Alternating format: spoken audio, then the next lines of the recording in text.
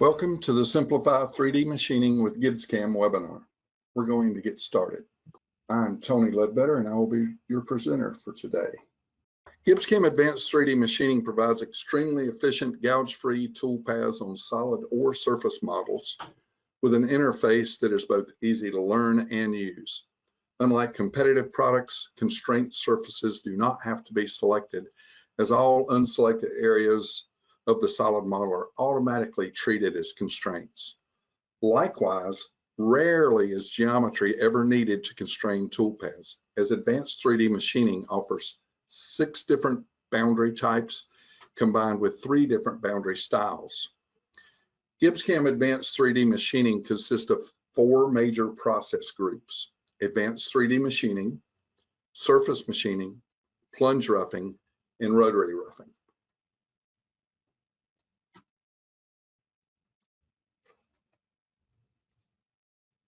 The first thing I want to show you is how to actually create a 3D machining toolpath in GibbsCAM from scratch. So what I am going to do is go to one of our tool libraries. We have the GAR, the Harvey, and Helical tool libraries are all included with GibbsCAM. I'm going to go to the Helical library. Now, I've already entered in some of the parameters for the types of tools I would like to be working with. And this one with 2 inches of flute length looks good to me. So I'm just going to click on the ID number, and you'll notice that it opens up a web page at Helical telling me everything I need to know about that tool. I can also go there and get the speeds and feeds recommended. And once I'm done, just go right back to GibbsCAM. And to enter this tool into GibbsCAM, you simply hit the import button. By the way, you can import as many tools out of that list at one time as you would like. Once I'm done with that, I'll close the tool library.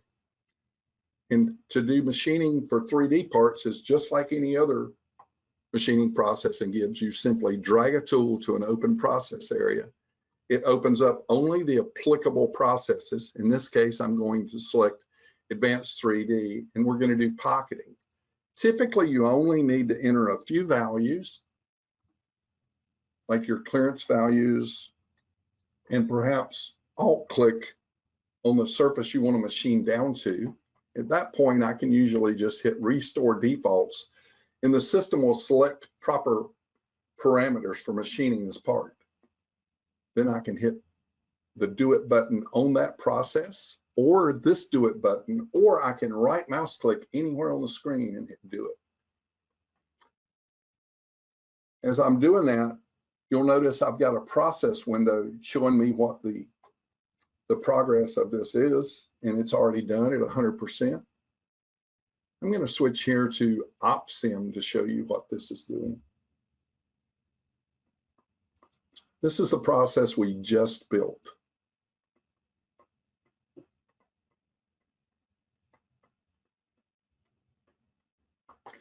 Now I want to show you a few different styles of the first type of process we're doing.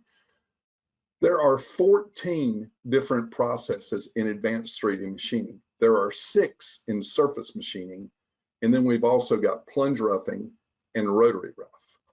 So in pocketing, on this particular example, we are using the default of helical ramping.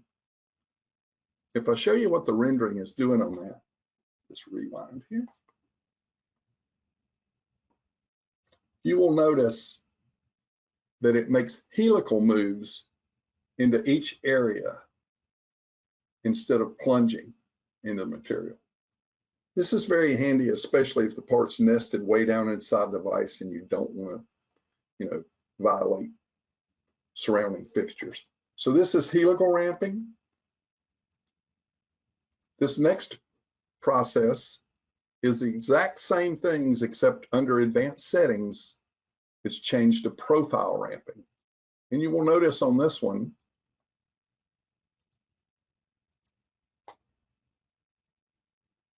instead of it helixing down, you'll notice that it actually follows the shape of the toolpath as it moves in NZ. Sometimes that's more beneficial to use profile ramping. Okay. And then finally, Wanted to show you this. It's one little button in Gibbs called automatic core detection. When we do that, if you look at a top view, you will notice that the toolpath is not starting on top of the part at all, but it's actually entering outside the stock at typically a 45-degree angle, and then it radiuses into the cut. And this happens on every single cut. It's starting outside the material instead of above it. I'll show you the rendering for that. You'll notice it's never plunging on top of material at all. And that's all from that one simple switch, auto core detection.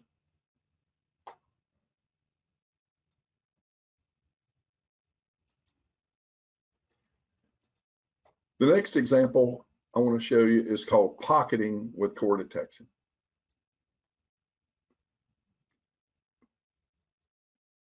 For this example, I am using a slightly different part, and there's a reason for that.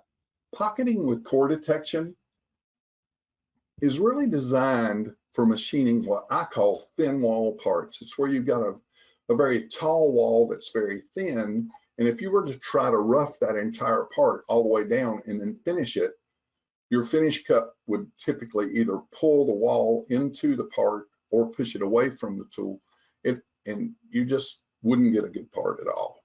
But what this does, actually, let me clarify that a little bit. What this does is it actually lets you do a primary Z step, and then you can do wall cleanup control and tell it how many different offsets you want to use. You've got a rough step over and a cleanup step over. So if you look at how it goes about doing this,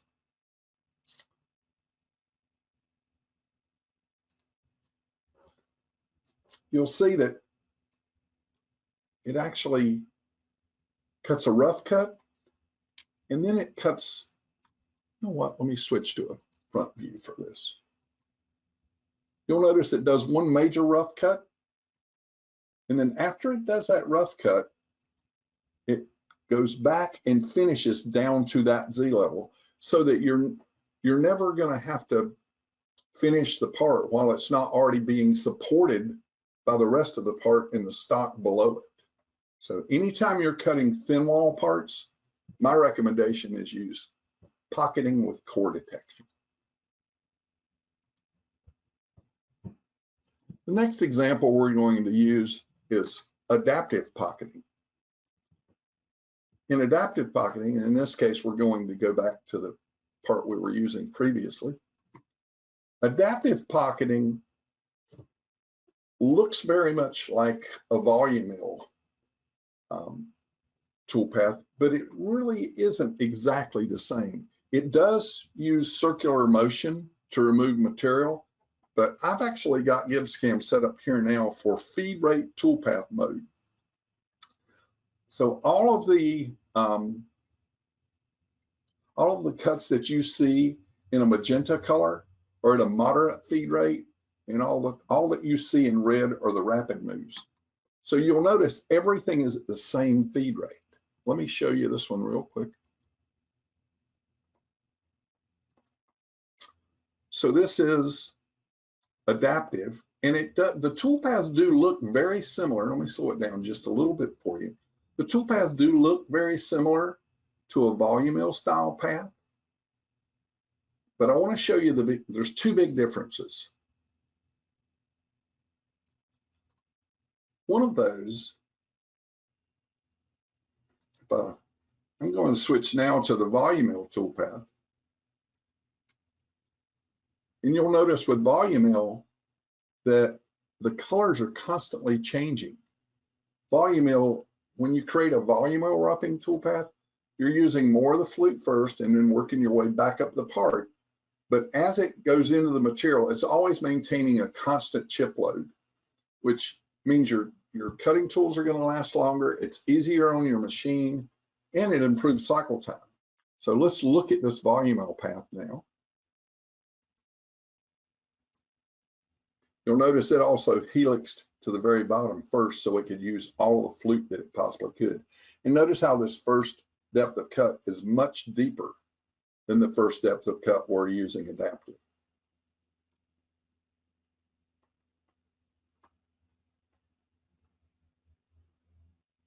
And one of the real keys here is not only are we maintaining with volume area, maintaining a constant chip load, but also if you look at the operation manager and we let it calculate the cut times, you'll notice with adaptive pocketing, it took 4 minutes and 1 second. With the exact same tool and using volume mill at its recommended speeds and feeds, 3 minutes and 12 seconds. So adaptive pocketing is very similar to volume mill solids, but it's not exactly the same. In the next example, we're going to do lace cut. Lace cut is a type of finishing process that I would dare say is probably the most widely used finishing process. So if we look at this first one, we've got a lace cut, and on our boundary, we've got part bounding box, and the tool is going, the tip of the tool is going onto the boundary with our vertical and horizontal arcs in and out of the part, entry and exit styles. So this one is lace cut with boundary of on. And I'm going to show you this with tool sim instead of op sim. So you will notice that it's arcing down and then into the part, and between each cut you see these really nice B-spline moves.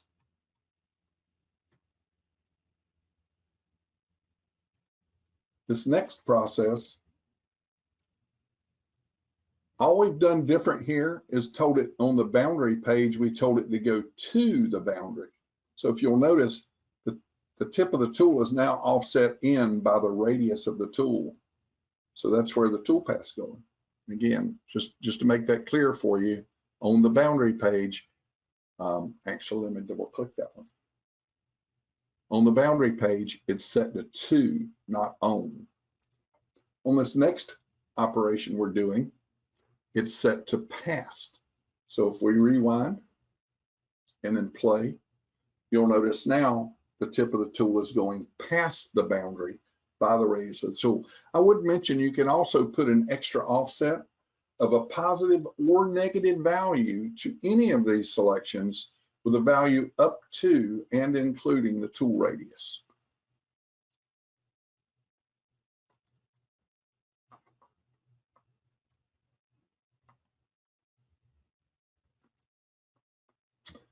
What this operation is showing you is when we were doing that lace cutting previously,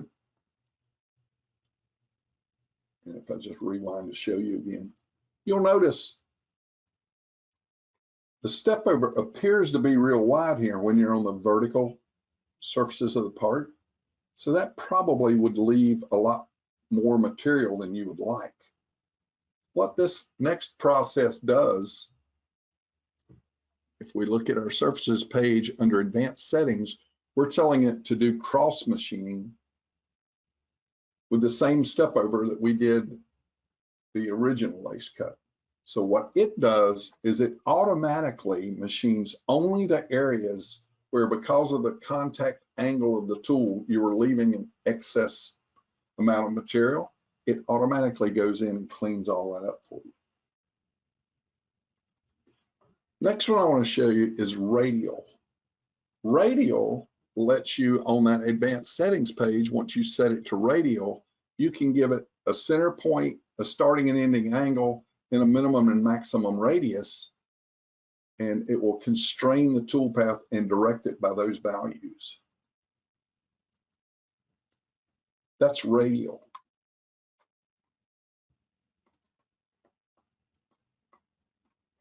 Radial works really well on parts that are either completely round, or if you just need to constrain the toolpath to kind of a round area.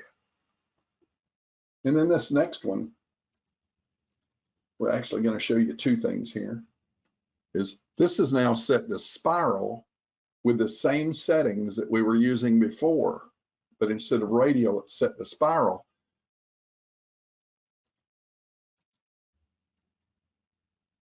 And you can see how it spirals from the outside in. You could also do inside out if you wanted to. Okay. So that's your primary options for lace cutting. And as I said before, lace cutting is probably the most widely used finishing toolpath. In the next example, we're going to investigate Incur Flow machining.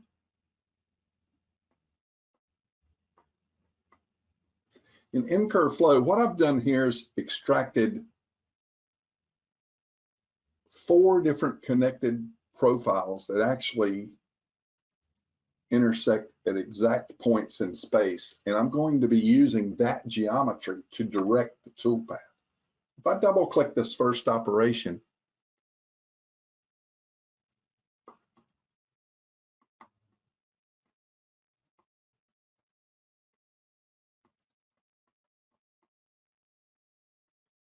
okay, what I'm showing here is actually one of the little tricks that I use. Is this is actually a lace cut operation that I'm doing, but what I've done on the boundary page is told it to create for me a contact area. So if we look at just what this toolpath does, it's a lace cut. And if you'll notice, all the toolpaths kind of scrubbing back and forth. You're not going to get the exact surface finish on it because of that. But we're just using this to create a boundary of that lace cut toolpath. You'll notice now you see that boundary on a different layer, and I'm using this as Incur Flow cutting along the drive curves. So rather than it cutting back and forth, what this is doing, you can see how it's just following around that shape. And by the way, when it transitions from one cut to the next, it uses the connect move you specify, either smooth or shortest. So you'll notice here, it actually kind of arcs off of one toolpath, takes an angle, and then arcs on to the next toolpath. If you were to do that as smooth or as shortest, just want to show you the difference here.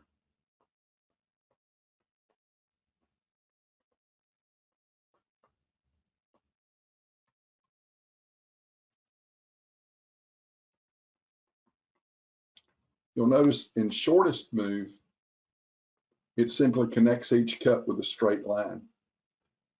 Generally, that's not really very good on your machine tool because it's making these 90-degree changes in direction all the time.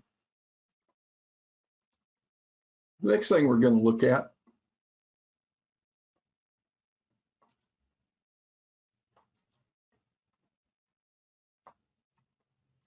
this is Incur Flow, but what we've done is we've selected this curve that you see in green. Go to a top view, you might see that a little better. We're taking the toolpath and flowing between this curve and this curve. Those are specified under drive curves.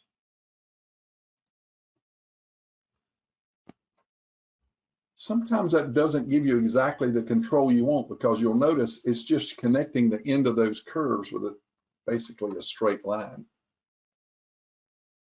So in the next example, what we've done is further selected these curves as trim curves.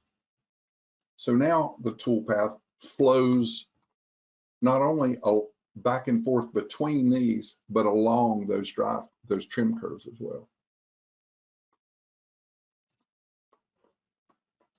So let me just show you that one.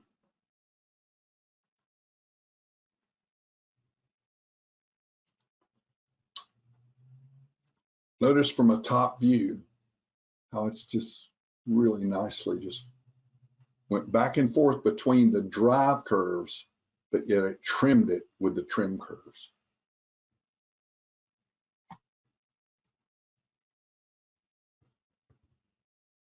Next example is curve projection. Now, curve projection can be used for a lot of different things. But as a general rule, I would say it's used most often for engraving on 3D surfaces. If we look at this first example, we're just cutting without any type of offset. So it's simply following this geometry that, by the way, was created from the Moore Park font that ships with GibbsCAM. It's a really simple font with lines and arcs, which does great for engraving.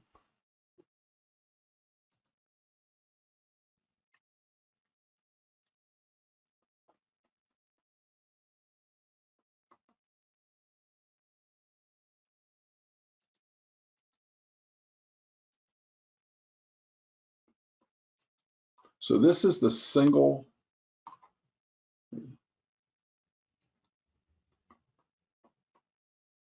This is just single line font. So, but if I switch to the next one, you'll notice I'm telling it to offset 5 times with a step over of 0.002, which is going to take that single line font, but actually offset it for me to create thicker letters. And something else I'd like to point out on this particular file, if we look at a front view, you'll notice that my rapid moves are not going all the way up above the part. That's because on my entry exit page, I've turned on minimum vertical. That's a good way to keep the tool down close to the part without actually violating it. The system will automatically figure out what it needs to do to clear the part.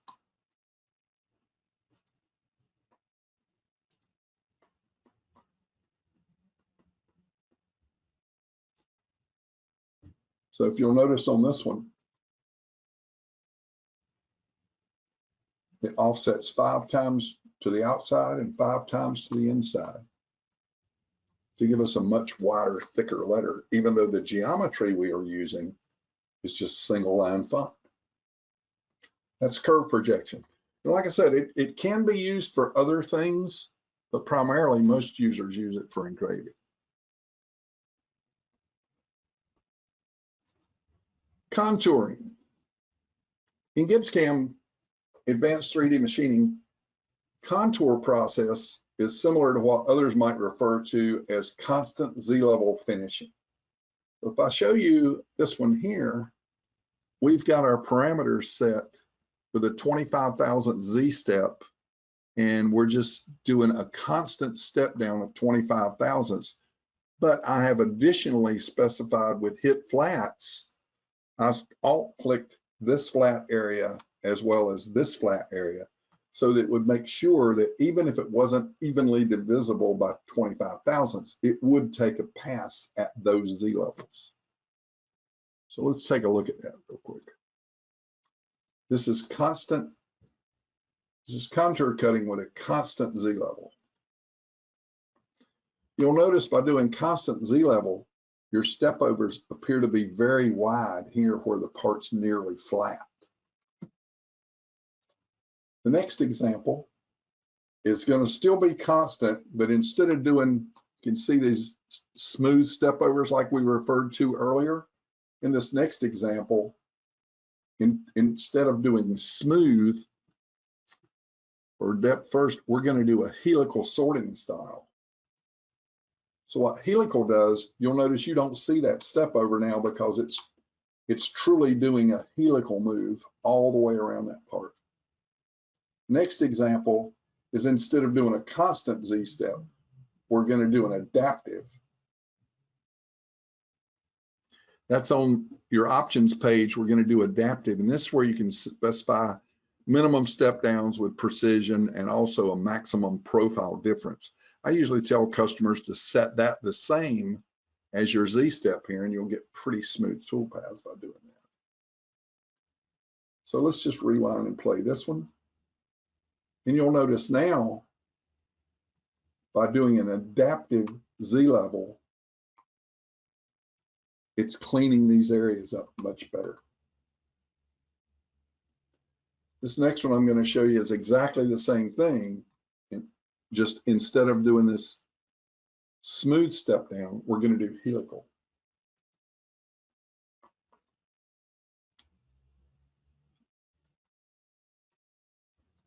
You don't see that transition because it's a true helical move around the part. Our next example is going to be constant step over. Constant step over can be a very powerful finishing toolpath. Basically, if you select the entire part and your boundary is set to part bounding box on, this is the result you will get. It literally, it doesn't like project a toolpath. It unwraps these surfaces, creates a toolpath, and then rewraps that toolpath. Not projected, but wrapped. So you'll see no matter how flat or how vertical a wall may be, or anything in between, your step over amount in 3D space is exactly the same. What does that mean? Your surface finish would be exactly the same everywhere you've got selected. One more thing I want to show you in this file is, although I'm showing you this in constant step over, this applies to all other advanced 3D machining toolpaths. Matter of fact, pretty much all GibbsCAM toolpaths. You can set a top Z level of cut and a bottom Z level of cut. And when you do so, you're actually restricting the toolpath by Z values. Not having to slice the model or anything like that. You just restrict the toolpath by what you allow it to do in Z. So let's look at this one real quick.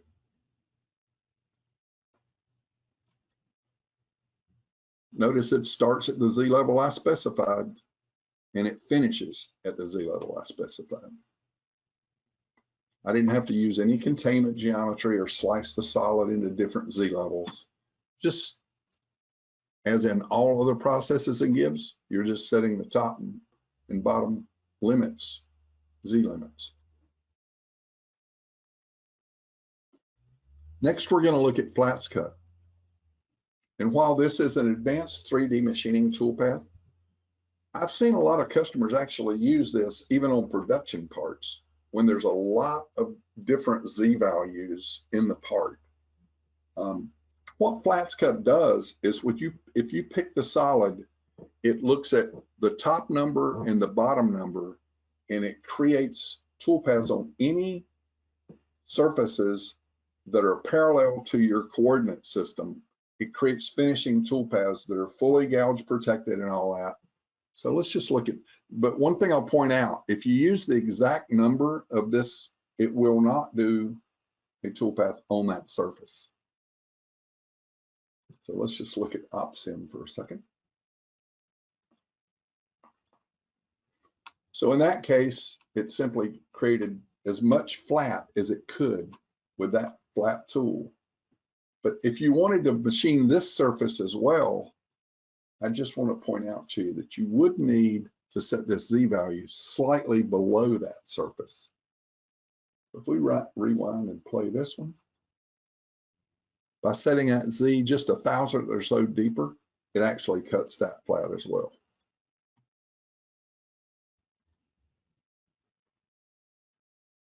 Flats cut's a really powerful tool. Now we're going to look at a couple that are pretty similar, but they're actually different. Intersections and intersections rest. Intersections is typically done with ball nose end mills. And what it does is it takes the diameter of the tool you're using, in this case, a 1/2 inch end mill, in any areas of this part that have curvature, have internal radii, where the curvature is the size of the tool or smaller, it will create what many refer to as pencil trace cutting. So we'll show you how this works.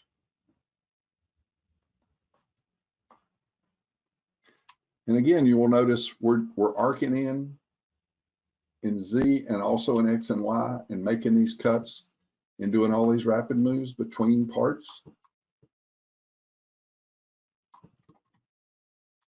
That's intersections. And by the way, that's just a single cut. But on this next one, I've got with offset, much like what we did with the engraving, the projection machining. I'm going to do 5 offsets, 2.5 thousandths apart. So if you rewind and show what this one does, you'll notice it does 5 offsets out and 5 offsets up from the original. And all those toolpaths are connected together in a very efficient toolpath. Next is intersections rest. While it may first appear to be very similar to intersections, it's really a lot more powerful. We use this in our machine shop quite often. Intersections rest actually looks at areas, in this case, a reference angle of 80 degrees. Anything between 80 and 90 degrees, it's actually going to do a helical down type toolpath. And in the other areas, it's simply just going to follow along. So let's look at what it does. And basically here, all you're telling it is the diameter of the previous tool, and it automatically figures out what areas it needs to machine. I dare say intersections rest is probably one of the most popular methods of cleaning out material that previous ball nose end mills couldn't get into. And you can see very clearly there that helical down motion I'm talking about. So if you, in intersections, it would just be running that tool up and down that wall. Quite often, that's when you'll break tools, especially with tiny end mills like 10 thousandths diameter end mills like we use. You don't want to be running the tool up and down in Z. That helical motion is much better.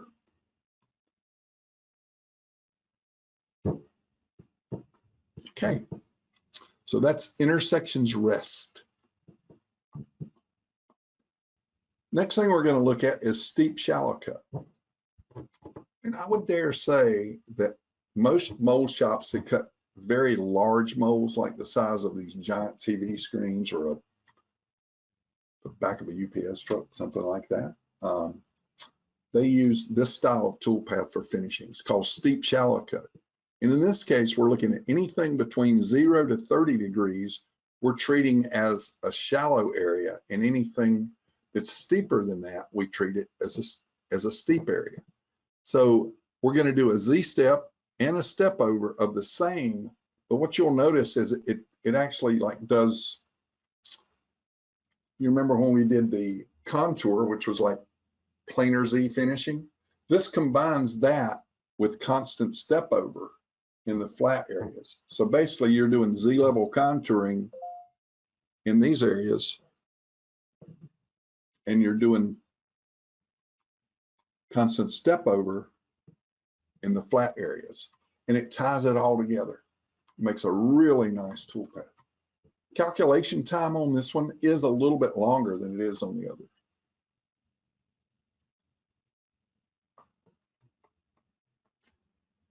Now we're going to talk about a couple of tools that I've found to be very helpful. One is toolpath splitter.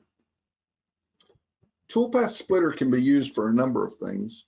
Like for instance, let's say you're machining a part and there's an awful lot of machining to be done in it, and you know the tool just isn't going to hold up.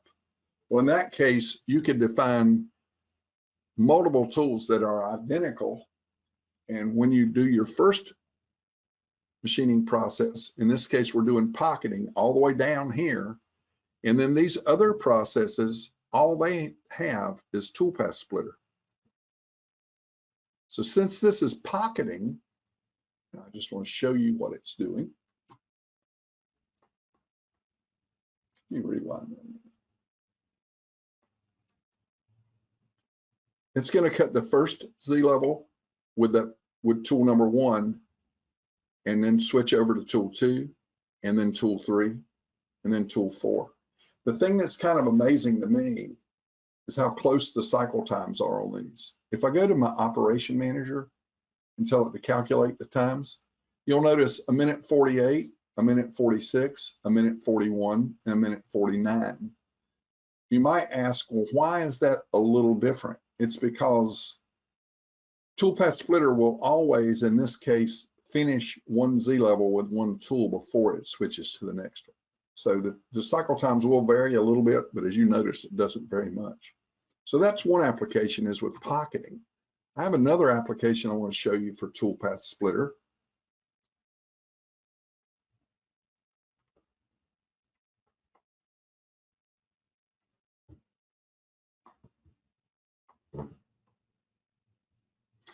This is when we're using lace cut.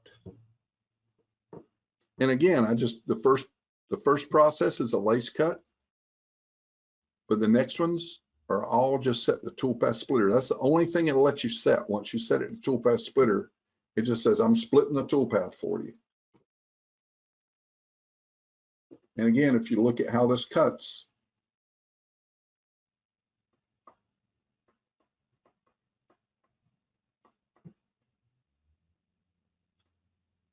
and as in pocketing it completed at Z level, when you're doing lace cutting like this, it'll make sure that it stops to change tools on the edge of the part, not over the middle of a cut. And again, if you wanted to see the toolpath differences, 439, 441, 440, and 435.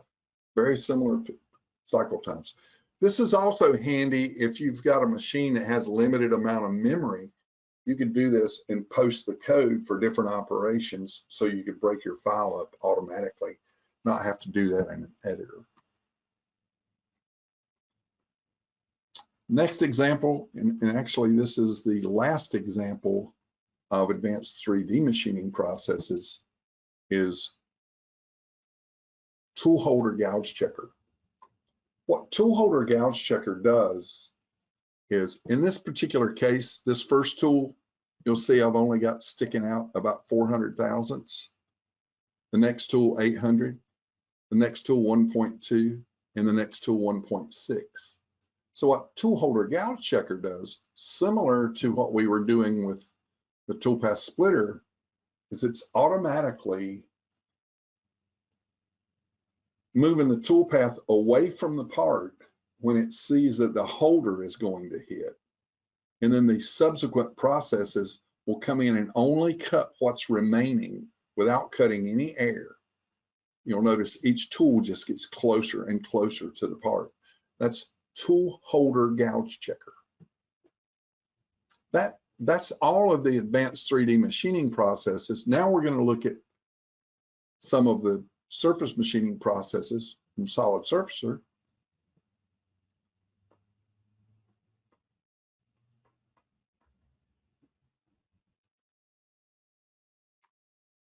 First, I want to look at,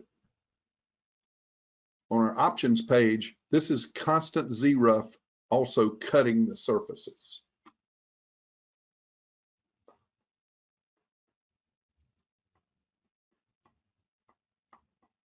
So even though lace cutting is thought of as a roughing tool, as a finishing toolpath, you can do roughing with it in surface machining by just going to the options page.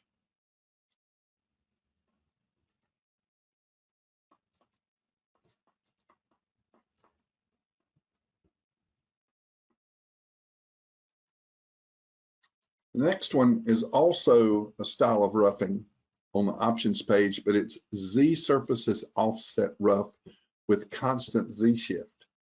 This will be more easily understood if we look at a front view. You can see how it's constantly shifting the Z up. So if we look at how that actually looks on rendering,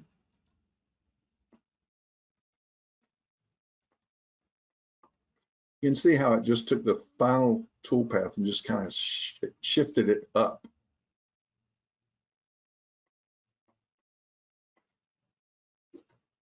And then the third one we're going to look at, again on the options page, is Z surfaces offset rough, but with a constant number of passes. And if you look at this one from a front view, you'll notice it's not really doing it the same.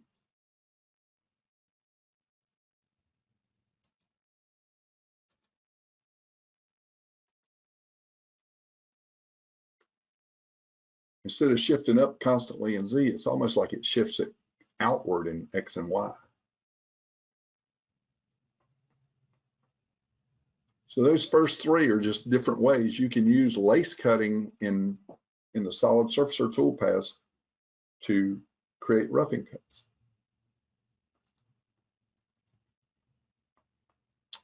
This is a lace cut where I'm just doing a finishing, one finish pass with all surfaces. Again, that's on the option page. One finish pass, all surfaces.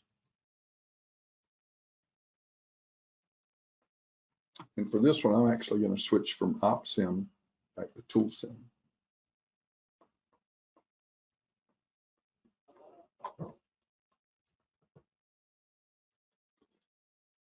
You might notice that I switch between ToolSim and OpSim quite a bit.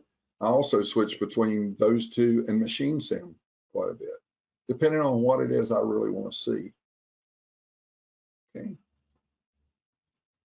This next one, if you remember what we were doing in Advanced 3D when we were doing the cross machining, well, this is in SolidSurfacer or surface machining. This is normal vector constraint ridge cleanup. It does the same thing that you saw in Advanced 3D. One thing I would point out as a difference is you've got a lot more rapid moves here.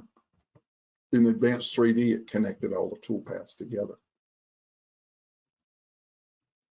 It'd take a little bit longer to run this one because of the rapid moves, but at the end of the day, the resultant part would be the same. This is surface flow cut. And I want you to notice in surface flow cut that if you select a lot of surfaces that can't be done by one single selection of tangency, for instance, if I say right mouse click, select fillets,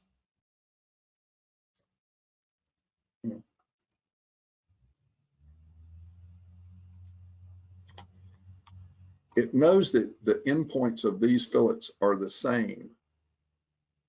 I can control pick another set of them. Those are the same. In other words, the endpoints of those faces match up with each other. So if I just redid that toolpath just like it is right now, it actually creates two smooth toolpaths, but I didn't cut those areas. But watch this. If I select those as well and redo it, it now breaks every one of them into individual toolpaths.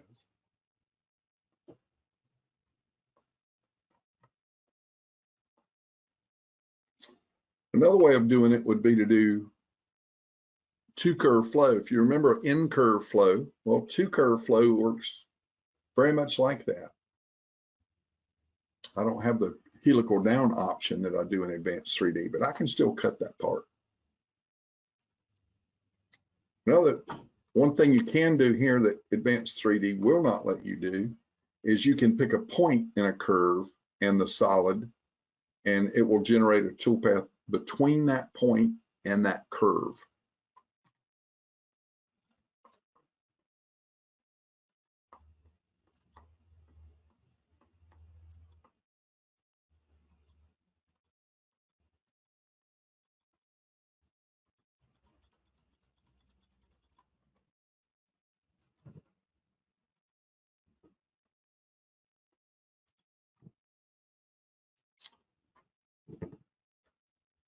We mentioned there were four major process groups: Advanced 3D machining, surface machining, which we just looked at, and the last two are Plunge Rough and Rotary Rough. In Plunge Rough, and I have people ask me all the time, well, when would you use plunge roughing? As a general rule, most machine tool guys tell me that if the cuts that you're making are at least 5 times in depth what the diameter of the tool is, it might be a good idea to plunge rough the part. So if you look at this particular process here, we're doing a linear tool path of a core. And one of the things I'd point out to you is if your tool is not center cutting, you need to use uphill as your pattern, because you can't cut downhill with a tool that's non-center cutting. And both the zigzag and one way would be downhill cutting at some point. So let's just look at what this does.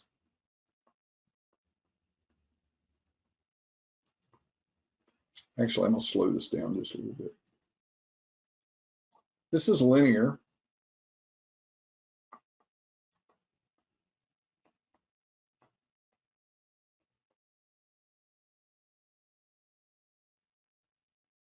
And you get to specify a step over and a step forward amount. And basically, this is like a whole bunch of drilling cycles that you're doing to rough out material. Another option I want to show you for plunge is you can do circular. And in this case, I'm specifying a radius bigger than the part.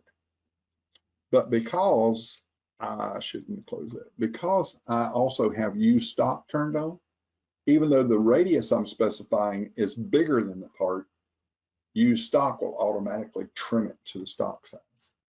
So let's just see what this does. This is circular. And again, you'll notice I'm only doing uphill cutting.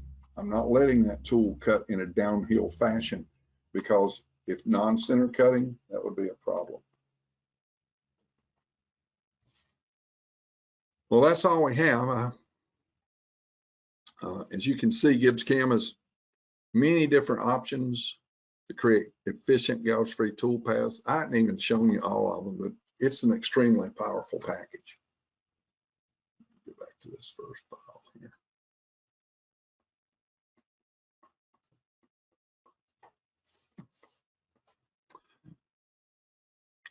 We are going to take some questions. Bart Ellers is going to join me, and he's been keeping an eye on the questions that's been coming in. If you have any questions now, you can just type them into the question box, and we'll do our best to answer as many of them as possible. Bart, what questions do we have? Hey, Tony. Thanks for bringing me in, and great job on showing the different capabilities of our advanced 3D machining. As usual, you did a really good job, so thanks. We do have a few questions, so I'm going to sort through them here. We got a couple, and I'll present them to you. The first one we have is, what tool types does advanced 3D machining support? Okay, but because advanced 3D machining toolpaths are designed specifically for cutting molds, it only supports flat bottom, bull nose tools, and ball nose tools. And it will always be gouge-free toolpaths. So those are the only three tool types that it supports: flat, bull, and ball.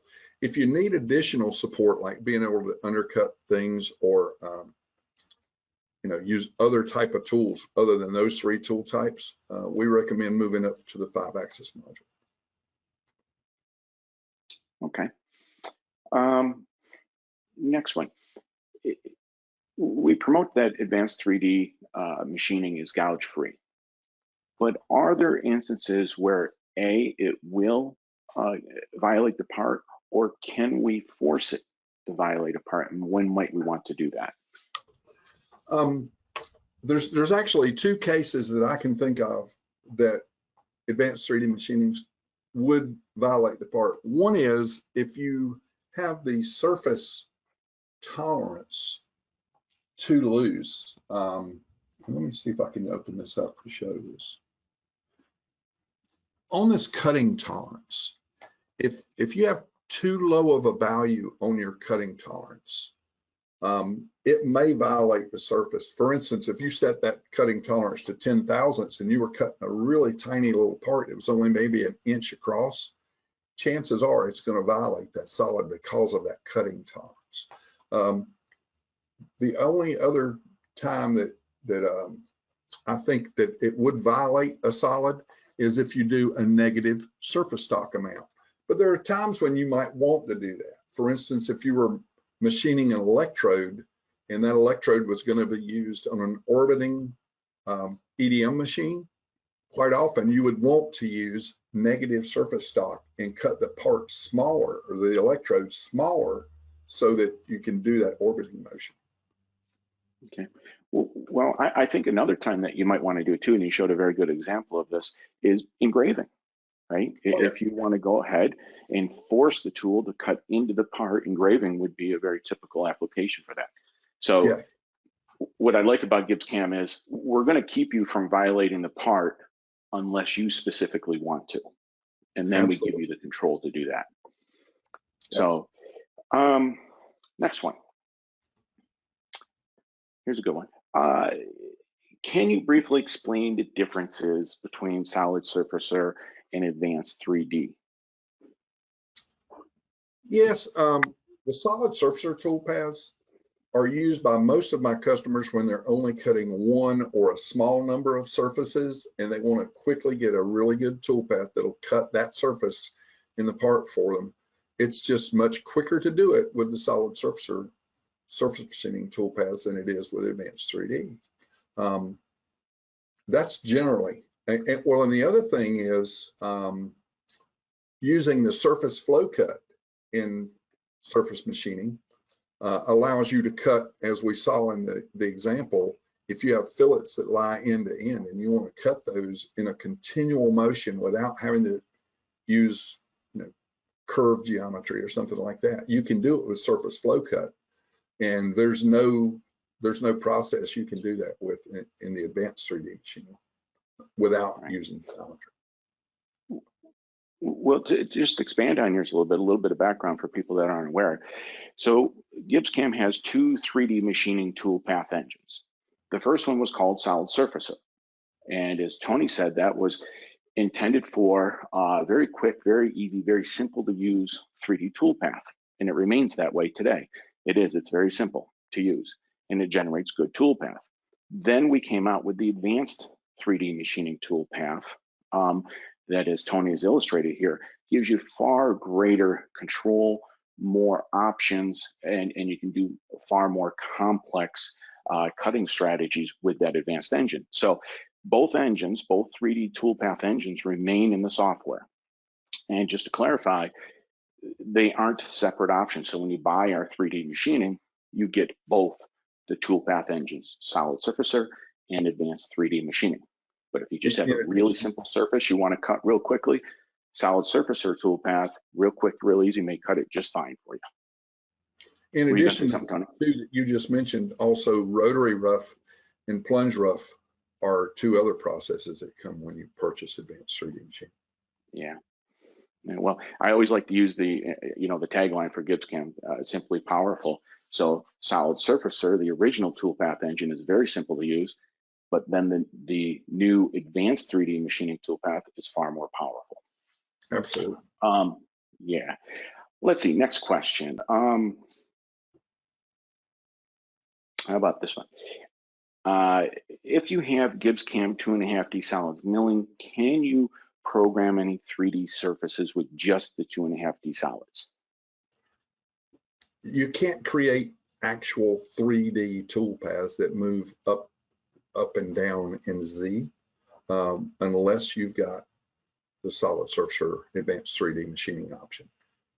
So if you need to do that, you should contact your reseller and see what he could do about getting you upgraded to Advanced 3D, because 2.5D solids cannot cut true 3D toolpaths.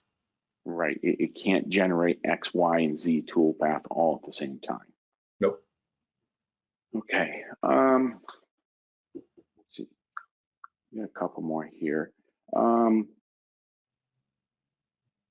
Actually, how about someone's asking if does 3D machining require any kind of a post upgrade or modification? As a general rule, no.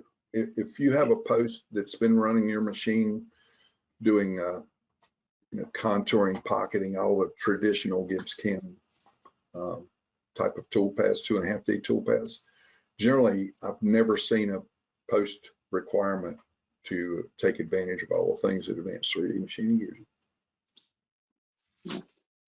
Okay, we've got a couple more questions, but they're very similar to some questions that we've already answered and asked and answered. So I'm going to leave it there on the Q&A. Let me do one last check in the queue.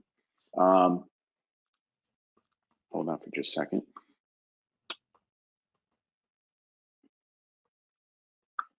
Is there a method for controller limiting blocks per second in the output code?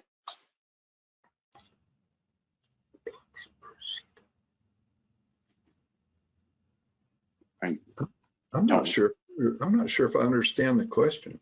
Blocks per second. Yeah, i.e. Haas has 1 kilobits per second processing. I think this goes to kind of the look ahead capability. Okay.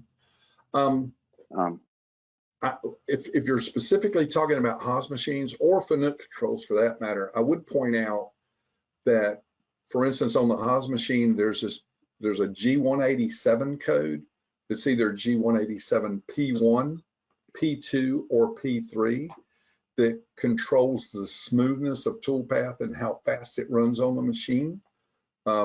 We had our Haas post modified so that we get a G187 P1 for all traditional roughing toolpaths, but we use a P2 for things like helical milling and things like that.